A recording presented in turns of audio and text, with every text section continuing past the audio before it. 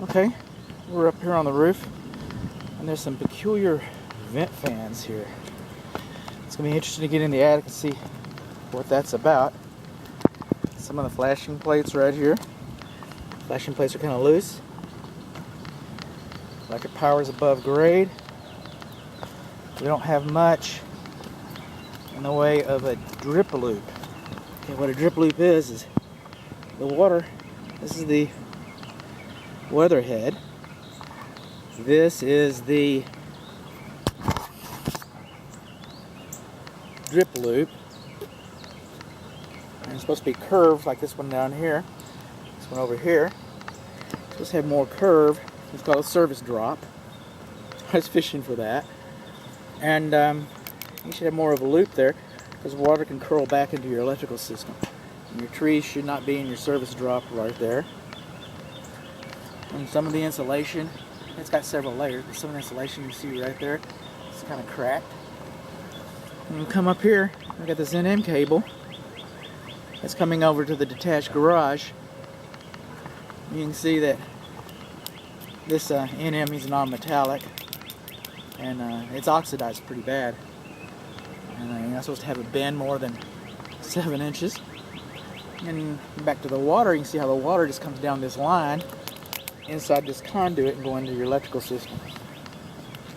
You're not supposed to have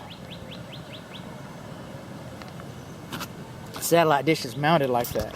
They all are. You're not going to see it done any differently, except in my inspection report I have a reference. You got cast iron vents coming up to hip roof for the most part. Then we come up here. What is this? Is this the furnace or the water heater? What is that? Is that the clothes dryer? If that's the clothes dryer, that's the wrong kind of vent.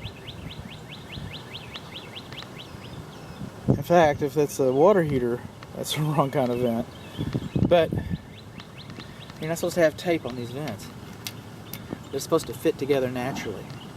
Now, it might have been sealed as a waterproofing. I'm not sure. And this, I know what this is. That's a solar vent. And I gotta say that I'm not a fan of force vented attics. I believe a natural vent, most people, modern day building sciences, it's wind damage. Modern day building sciences recommend against forced venting. What happens is it creates a negative pressure in your attic. Of course, you want to get the ventilation out of it. I think that is a water heater. Excuse me, I think that is a clothes dryer because we have another vent over here with rust underneath it.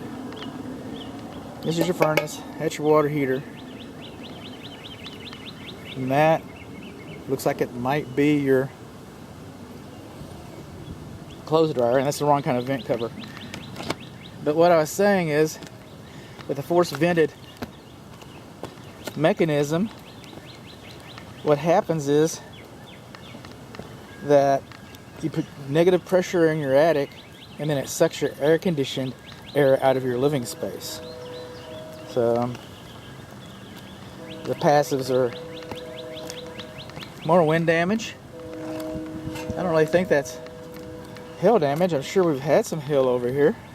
Everybody has.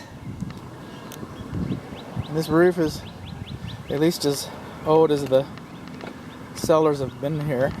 We got a little bit of algae inside this, and you can tell that the leaves have collected here and it's been swept off, it's been cleaned. That's a good thing. You see rust like that?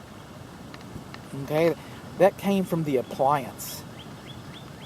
And so that tells us that if we go inside and we find a newer appliance, then this probably didn't come from that. And if it's an older appliance, this came from that, and that means your burner compartment's rusty and you've got some issues. I'm not seeing much in the way, if any really, of hail damage. Just a little bit of wind damage here and here and on the other side.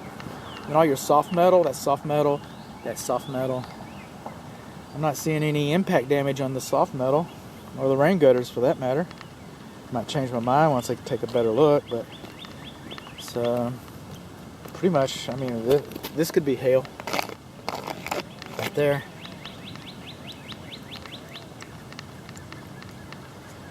A lot of it is just scuff marks from people like vent fan installers and me. I didn't do those, but people like me. And again, those are peculiar. I'm interested in seeing how that plays out. Not a big fan of the electrical over here. Not a fan of forced air vents.